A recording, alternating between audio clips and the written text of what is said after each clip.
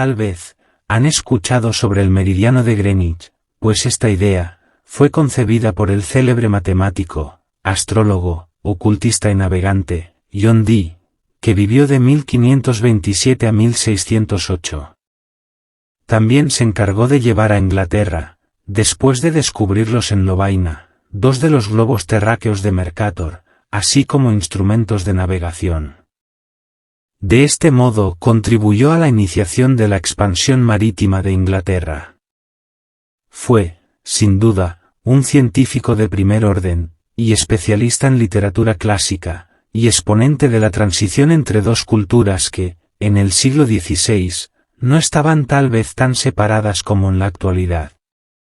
Mientras cursaba sus brillantes estudios en Cambridge, empezó desgraciadamente para él a fabricar robots, entre ellos un escarabajo mecánico, que apareció durante una representación teatral, que sembró el pánico entre el público. Por lo que fue expulsado de Cambridge por brujería. Y se marchó a Lovaina en 1547. Allí entabló relación con Mercator. Se hizo astrólogo y se ganó la vida haciendo horóscopos. Después, fue detenido por conspiración mágica contra la vida de la reina María Tudor. Más tarde, Isabel I lo sacó de la cárcel, y le encargó misiones aún misteriosas en el continente. Se ha dicho con frecuencia, que su visible pasión por la magia y la brujería, no era más que una pantalla de su verdadera profesión, el espionaje. En 1563, encontró en una librería de Amberes un extraño manuscrito, probablemente incompleto, de la esteganografía de Tritemo. La completó y parece que descubrió un método casi tan eficaz como el del propio Tritemo. Mientras publicaba la primera traducción inglesa de Euclides y estudiaba, en interés del ejército inglés, la utilización militar de lentes y telescopios, continuó sus estudios sobre la esteganografía. Pero su vida dio un cambio radical, el 25 de mayo de 1581, ya que se le apareció un ser sobrehumano, o al menos no humano, rodeado de luz al que John Dee llamó ángel, para simplificar. Este ángel le entregó un espejo negro, que aún se conserva en el Museo Británico. Y que consiste en un pedazo de antracita, extraordinariamente pulimentado. El ángel le dijo que, mirando este cristal, podría ver otros mundos y establecer contacto con inteligencias distintas a las del hombre, idea que resulta singularmente moderna. Dee anotó las conversaciones que sostuvo con estos seres no humanos, y cierto número de ellas fueron publicadas en 1659, por Merrick Casaubon, con el título de Verídico y fiel relato, de lo que pasó entre el Dr. John Dee y unos espíritus. Otras conversaciones permanecieron inéditas, y sus manuscritos se encuentran en el Museo Británico. La mayor parte de las notas tomadas por John Dee, y los libros que estaba preparando fueron destruidos. Sin embargo, nos quedan elementos suficientes, para reconstituir la lengua que hablaban, aquellos seres y que Dee llamaba lengua enoquiana. Esta parece ser la primera lengua sintética, o bien, la primera lengua no humana, de que tenemos conocimiento. Es, en todo caso, una lengua completa, con su alfabeto y su gramática. Entre todos los textos en lengua enoquiana que se conservan, hay algunos que se refieren a matemáticas, más avanzadas que las de la época en que vivió John Dee. La lengua enoquiana constituyó la base de la doctrina secreta de la famosa Sociedad de la Golden Dawn, a finales del siglo XIX. Dee se dio cuenta que no podía recordar todas las conversaciones que sostenía con sus extraños visitantes. En aquellos tiempos, no existía ningún aparato para el registro mecánico de la palabra. Si hubiese podido disponer de un fonógrafo o de un magnetófono, el destino de Dee, o tal vez, el del mundo, habría sido muy distinto. Desgraciadamente, Dee tuvo una idea que lo llevó a su perdición. Sin embargo, era perfectamente racional, encontrar a alguien que contemplase el espejo mágico y hablase con los extraterrestres, mientras Dee tomaba notas. En principio, la idea era sencilla. Desgraciadamente, los dos visionarios reclutados por Dee, Barnabas Saul y Edward Talbot, resultaron ser unos sinvergüenzas de la peor calaña. Se libró con bastante rapidez de Saul, que parece haber sido un espía a sueldo de sus enemigos. En cambio, Talbot, que cambió su nombre por el de Kelly, permaneció aferrado a él. Tan aferrado que logró arruinar a Dee, sedujo a su esposa, y acabó por destrozar completamente su vida. Dee murió en 1608, arruinado y absolutamente desacreditado. El rey Jacobo I, que había sucedido a Isabel, le negó una pensión, y Dee murió en la miseria. Por su parte Talbot, alias Kelly, murió en febrero de 1595, cuando trataba de evadirse de una cárcel de Praga. Como era muy alto, y estaba demasiado gordo, la cuerda que había confeccionado se rompió, el hombre cayó y se fracturó las piernas y los brazos, justo final, de uno de los perdularios más siniestros que recuerda la historia. A pesar de la protección de Isabel I, continuó la persecución contra Dee, cuyos manuscritos fueron robados, así como buena parte de sus notas. Reconozcamos que, si se vio reducido a la miseria, lo había merecido en parte. En efecto, después de decirle a la reina Isabel que era alquimista, le pidió ayuda financiera. Isabel de Inglaterra le respondió sarcásticamente, que si sabía fabricar oro, este debía bastarle para cubrir sus necesidades. Por último, John Dee se vio obligado, para sobrevivir, a vender su inmensa biblioteca. La historia ha conservado sobre todo, los inverosímiles episodios de sus aventuras con Kelly, que son realmente pintorescas. Allí aparece por primera vez, y en particular, el intercambio de mujeres que se ha hecho actualmente tan popular en los Estados Unidos. Pero estas escenas de Epinel oscurecen el verdadero problema, que es el de la lengua enoquiana, el de los libros del Dr. John Dee que no pudieron publicarse jamás. Jacques Sadoul, en su obra El tesoro de los alquimistas, refiere muy bien el aspecto propiamente alquímico, de las aventuras del Dr. Dee y de Kelly. Revisemos ahora, el lenguaje enoquiano, y sus consecuencias. Y sobre todo, de la persecución de que fue víctima John Dee, desde que empezó a anunciar que publicaría sus conversaciones con unos ángeles no humanos. En 1597, aprovechando su ausencia, unos desconocidos asaltaron su casa, por lo que 4.000 obras raras y 5 manuscritos desaparecieron definitivamente, y numerosas notas fueron quemadas. Después, a pesar de la protección de la reina de Inglaterra, prosiguió la persecución. Por último, el hombre destrozado, desacreditado, como lo será más tarde Madame Blavatsky, murió a los 81 años, en 1608, en Morlaque. Una vez más, la conspiración de los famosos hombres de negro pareció haber triunfado. Pero no faltan las calumnias contra Dee. En las épocas supersticiosas se afirmó que practicaba la magia negra. En nuestra época racionalista, se afirma que era un espía, que practicaba la alquimia y la magia negra, para disimular sus verdaderas actividades. Sin embargo, si examinamos los hechos, vemos, ante todo, un hombre muy dotado, capaz de trabajar 22 de las 24 horas del día, lector rapidísimo y matemático práctico de primer orden.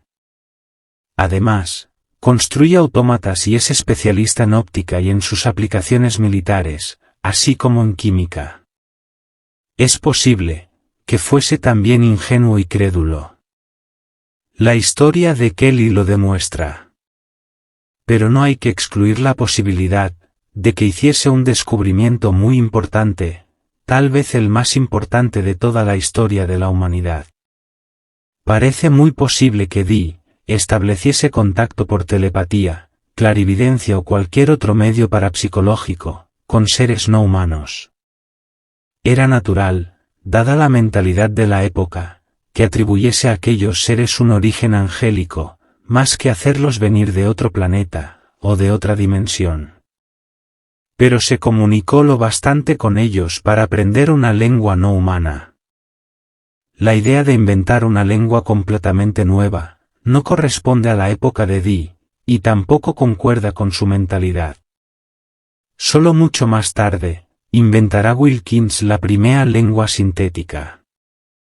El lenguaje enoquiano es absolutamente completo y no se parece a ninguna lengua humana. Desde luego, es posible que Dee la sacase íntegramente de su subconsciente, o del inconsciente colectivo, pero esta hipótesis es casi tan fantástica, como la de la comunicación con seres extraterrestres. Por desgracia, a partir de la intervención de Kelly, las conversaciones son visiblemente amañadas. Kelly las inventa de cabo a rabo y hace decir a los ángeles, o a los espíritus lo que le conviene. Y, desde el punto de vista de la inteligencia y de la imaginación, Kelly estaba poco dotado. Existen notas sobre una conversación en la que pide a un espíritu que le preste 100 libras esterlinas, a devolver en 15 días. En cambio, antes de conocer a Kelly, Dee había publicado un libro extraño, La mónada jeroglífica. Había trabajado 7 años en este libro, pero, cuando leyó la esteganografía, lo terminó en 12 días. Un hombre de estado de su tiempo, Sir William Cecil, declaró que los secretos que se encuentran en la mónada jeroglífica son de la mayor importancia para la seguridad del reino. La persecución de Dee empezó en 1587 y no terminó hasta su muerte. Esta persecución tuvo también lugar en el continente, donde el rey de Polonia y el emperador Rodolfo II recibieron mensajes de advertencia de los espíritus contra Dee, y donde el nuncio del Papa presentó al emperador Rodolfo, el 6 de mayo de 1586, un documento en el que se acusaba a Dee de nigromancia. Fue un hombre desanimado el que regresó a Inglaterra, negándose a publicar sus obras, y que murió siendo rector del Colegio de Cristo en Manchester, cargo que ejerció desde 1595 hasta 1605 y que, según parece, no le dio muchas satisfacciones. Misteriosamente, en algún momento el zar de Rusia invitó a John Dee a trasladarse a Moscú, en calidad de consejero científico. Percibiría un salario de 2.000 libras esterlinas al año, enorme cantidad equivalente a unas 200.000 libras actuales, dispondría de una mansión señorial, disfrutaría de una posición que, según la carta del zar, debía hacer de él uno de los hombres más importantes de Rusia. Sin embargo, John Dee se rehusó, sin dar explicación alguna. Tal vez temía que el zar le obligase a poner en práctica los secretos que había descubierto, para asegurar a Rusia la dominación del mundo. Lo importante es que Dee se nos presenta como un hombre que recibió la visita de seres no humanos, que aprendió su lengua y que trató de establecer con ellos una comunicación regular. El caso es absolutamente único, sobre todo tratándose de un hombre del valor intelectual de John Dee. Desgraciadamente, nada podemos deducir, partiendo de lo que nos legó Dee, sobre el lugar donde moraban estos seres, ni sobre su naturaleza física. Dice, simplemente, que son telépatas y que pueden viajar en el pasado y en el futuro. Es la primera vez que se formula la idea del viaje en el tiempo. Dee esperaba aprender de estos seres todo el conjunto de las leyes naturales, todo el desarrollo futuro de las matemáticas. No se trataba, pues, de nigromancia, ni siquiera de espiritualidad. Dee adoptaba la posición del sabio que quería descubrir secretos cuya naturaleza era esencialmente científica. Él mismo se calificaba, en todo momento, de filósofo matemático. La mayor parte de las notas desaparecieron en el incendio de su casa, otras fueron destruidas, en varias ocasiones, por personas muy distintas. nos quedan algunas alusiones contenidas en la verdadera relación de Casaubon y en ciertas notas que aún se conservan. Estas indicaciones son sumamente curiosas. Dee afirma, en particular, que la proyección de Mercator no es más que una primera aproximación. Según él, la Tierra no es exactamente redonda, o, al menos, está compuesta de varias esferas superpuestas, alineadas a lo largo de otra dimensión.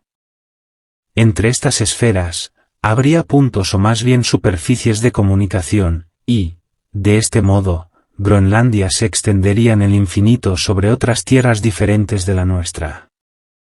Por esto, insistía Dee, a la reina Isabel, que convenía que Inglaterra se apoderase de Groenlandia, para tener en sus manos la puerta de otros mundos. Otra indicación, las matemáticas estaban solamente en su principio, y se podía ir mucho más lejos que Euclides, el cual, hay que recordarlo, fue traducido por primera vez al inglés por Dee. Este tenía toda la razón al afirmar esto, y las geometrías no euclidianas que debían aparecer más tarde, confirman su punto de vista. Es posible, dice también John Dee, construir máquinas totalmente automáticas que realicen todo el trabajo del hombre. Esto, añade, ha sido ya realizado en otra parte, en 1588, pero no indica en dónde. Insiste también, en la importancia de los números y en la considerable dificultad de la aritmética superior. Una vez más, tiene razón. La teoría de los números ha resultado ser la rama más difícil de las matemáticas, mucho más que el álgebra o la geometría. Es muy importante, observa John Dee, estudiar los sueños, que revelan, a la vez, nuestro mundo interior y mundos exteriores. Este punto de vista, perfectamente jungiano, le sitúa muy por delante de su época. Es esencial, advierte también, ocultar a las masas secretos que pueden ser sumamente peligrosos. Aquí encontramos otra idea moderna.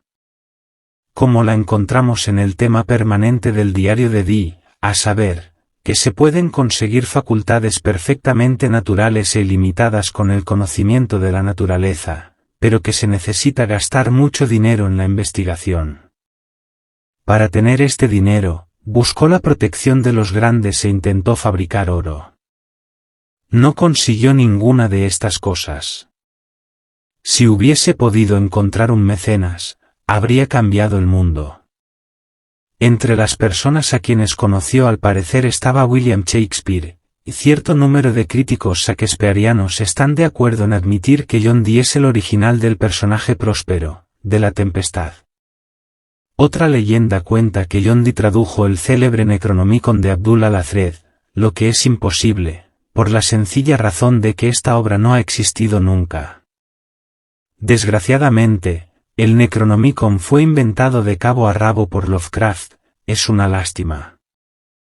La piedra negra, procedente de otro universo, recogida en primer lugar por el conde de Peterborough y, después, por Horace Walpole, se halla actualmente en el Museo Británico, y no se permite que se utilice ni que sea sometida a ciertos análisis. Es una decisión lamentable, pero, si los análisis del carbono que compone esta piedra diesen una forma isotópica distinta de la del carbono terrestre, demostrando que la piedra viene de otra parte, todo el mundo se sentiría aturrullado. La mónada jeroglífica de Dee puede encontrarse o conseguirse en forma de fotocopias. Pero, sin las claves correspondientes a los diversos códigos de la obra, y sin los otros manuscritos de John Dee, quemados en Morlaque o destruidos por orden del rey Jacobo I, no puede servirnos de gran cosa.